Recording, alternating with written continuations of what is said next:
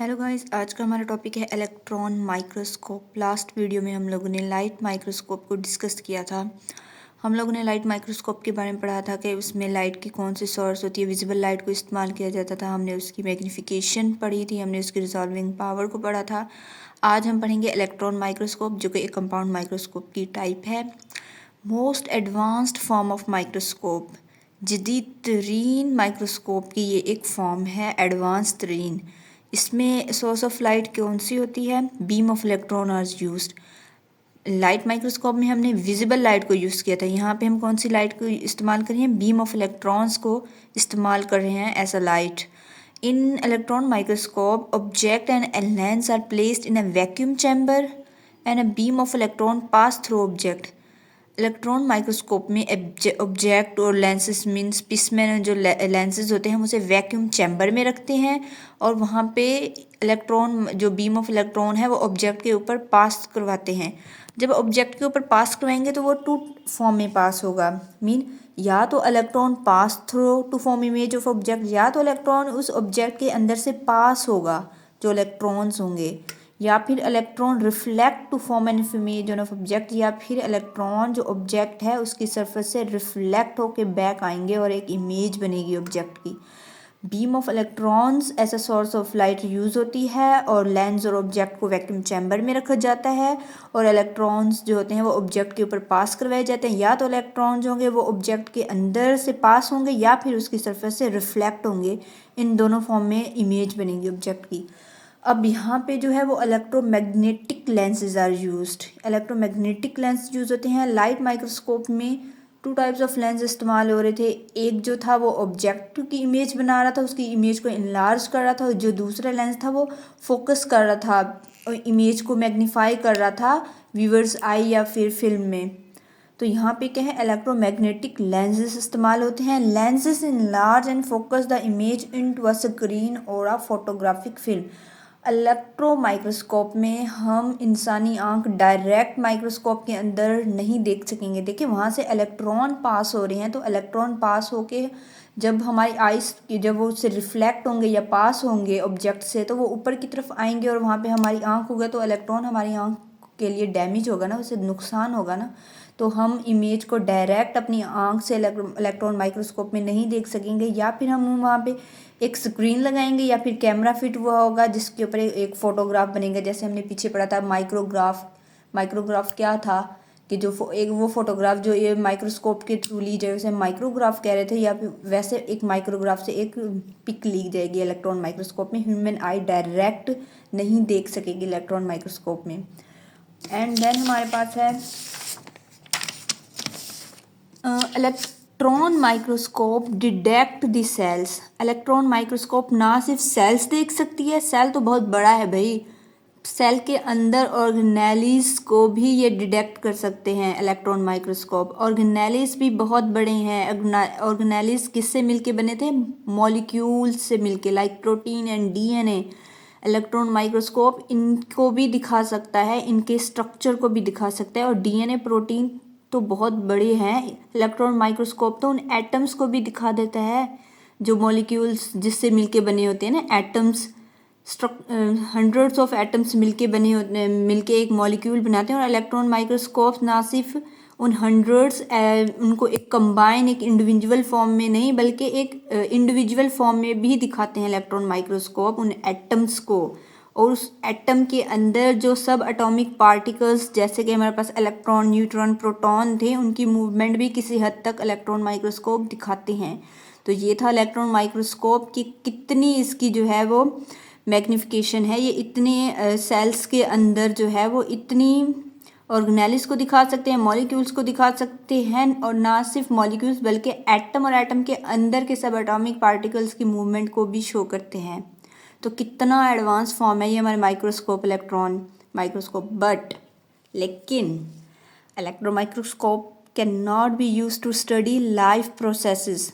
हम जिंदा जानदार को उठा के इलेक्ट्रॉन माइक्रोस्कोप में रख के नहीं पढ़ सकेंगे। हम लोगों ने स्टार्ट में पढ़ा है कि जो ऑब्जेक्ट और लेंसेज हैं उसे वैक्यूम चैम्बर में रखते हैं, और वैक्यूम चैम्बर में जो होती है वो एयर को मुकम्मल कंप्लीटली रिमूव्ड आउट कर दिया जाता है। तो जब हवा ख़त्म हो जाएगी उसके अंदर से, तो उसके अंदर का जो ऑब्जेक्ट, जो स्पेसिमन होगा, कोई ज़िंदा अगर रखेंगे तो वो तो वैसे ही मर जाएगा। तो इलेक्ट्रॉन माइक्रोस्कोप में हम लाइव प्रोसेस नहीं देख सकेंगे किसी जानवर को रख के कि इसके अंदर डाइजेशन कैसे हो रही है, इसके अंदर एस्पिरेशन कैसे हो रही है, इसके अंदर एक्सक्रीशन कैसे हो रही है। हम ऐसा नहीं कर सकेंगे। हम इलेक्ट्रॉन माइक्रोस्कोप में सिर्फ और सिर्फ डेड और ड्राई ऑब्जेक्ट को ही रख सकते हैं।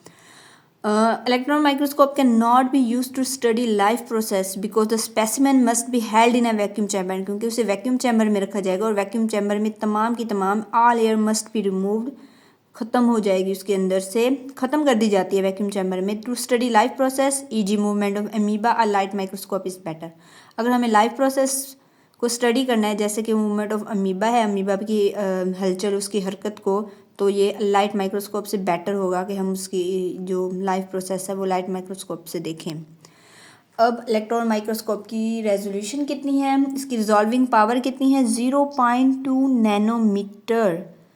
और 1 नैनोमीटर जो है होता है वो तकरीबन 10⁻⁻6 मिलीमीटर के इक्वल होता है, और 10⁻⁻6-9 मीटर के इक्वल होता है 1 नैनोमीटर। इसकी रिजॉल्विंग पावर इतनी है। ये इतने मिनिमम डिस्टेंस को भी आपको ऐसे सेपरेट करके दिखाएंगे कि इन दो ऑब्जेक्ट्स के दरमियान इतना फासला है।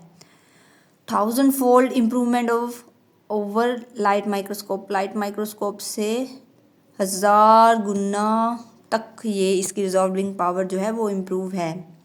मैग्नीफिकेशन क्या है, electron microscope can magnify object about 2,50,000 times, 2,50,000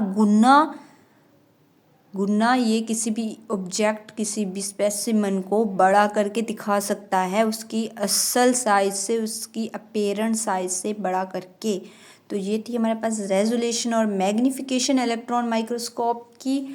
and then हमारे पास है टाइप्स ऑफ इलेक्ट्रॉन माइक्रोस्कोप। ये बहुत ही इम्पॉर्टेंट हमारे पास एक शॉर्ट क्वेश्चन होता है, ये एग्जाम्स में इनके दरमियान डिफ्रेंशिएट पूछा जाता है, डिफरेंस पूछा जाता है कि ट्रांसमिशन इलेक्ट्रॉन माइक्रोस्कोप और स्कैनिंग इलेक्ट्रॉन माइक्रोस्कोप के दरमियान क्या डिफरेंस है। तो टाइप्स ऑफ इलेक्ट्रॉन माइक्रोस्कोप, सबसे पहले है ट्रांसमिशन इलेक्ट्रॉन माइक्रोस्कोप, जिसे हम TEM से भी शो करते हैं। In TEM electron are transmitted through the specimen. हम लोगों ने स्टार्ट में पढ़ा था कि जो इलेक्ट्रॉन्स जो होते हैं वो या तो ऑब्जेक्ट्स बीम ऑफ इलेक्ट्रॉन, या तो फिर ऑब्जेक्ट के अंदर से पास होके एक इमेज बनाएंगे, या फिर वो उससे रिफ्लेक्ट होके इमेज बनाएंगे। तो ट्रांसमिशन इलेक्ट्रॉन माइक्रोस्कोप में जो इलेक्ट्रॉन होते हैं वो ट्रांसमिटेड होते हैं, गुजरते हैं किससे, स्पेसिमेन के अंदर से। तो फिर जब कोई चीज़ अंदर से गुजरेगी, इलेक्ट्रॉन्स गुजरेगा, तो वो उसकी इंटरनल स्ट्रक्चर को एक्सप्लेन करेगा ना। तो हम ट्रांसमिशन इलेक्ट्रॉन माइक्रोस्कोप को यूज़ करते हैं to study cell internal structure. किसी भी सेल के इंटरनल स्ट्रक्चर को स्टडी करने के लिए हम ट्रांसमिशन इलेक्ट्रॉन माइक्रोस्कोप इस्तेमाल करते हैं। Scanning electron microscope, in SEM electrons are reflected from the metal coated surface.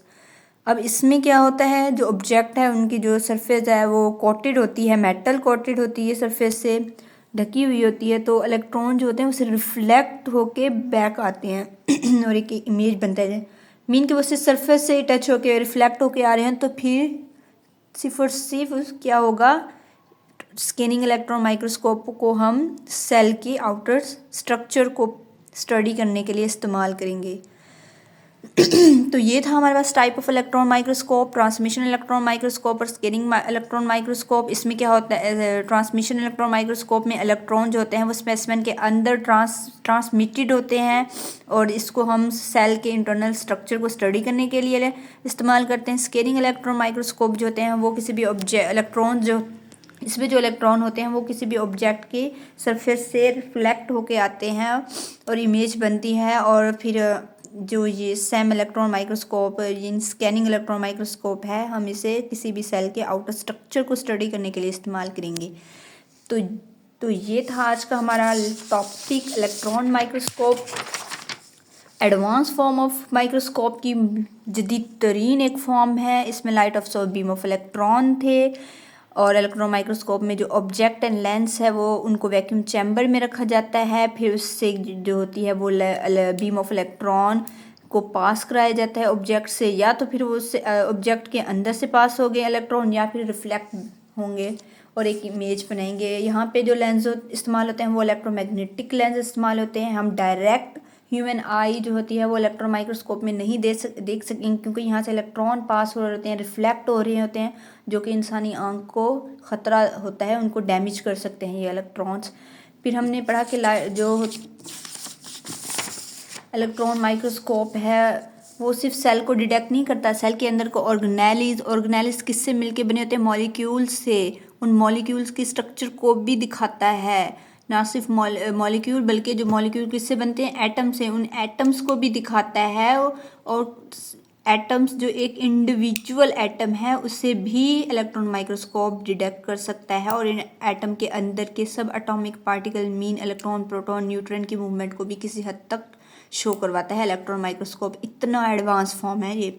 लेकिन इलेक्ट्रॉन माइक्रोस्कोप में हम जो होता है वो लाइफ प्रोसेस को स्टडी नहीं कर सकते, क्योंकि यहाँ पे जो स्पेसिमेन है वो वैक्यूम चैम्बर में रखा जाता है। वैक्यूम चैम्बर में तमाम की तमाम जो एयर है उसे हम रिमूव कर देते हैं। अगर हवा नहीं होगी तो वो जो स्पेसिमेन होगा वो वैसे ही मर जाएगा।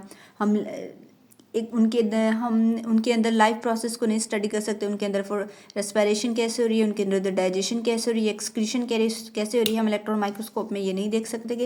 लेकिन इसके लिए हम लाइट माइक्रोस्कोप ही हमारे लिए बेटर होता है। जैसे कि मूवमेंट ऑफ अमीबा है, हमने इसकी रेजोल्यूशन, इसकी रिजॉल्विंग पावर पढ़ी 0.2 नैनोमीटर इसकी रिजॉल्विंग पावर है। इसकी मैग्नीफिकेशन है 2,50,000 टाइम्स। तो ये था आज का हमारा topic electron microscope. I hope कि आप सब लोगों को बहुत अच्छी तरह से समझ आ गया होगा। Thank you.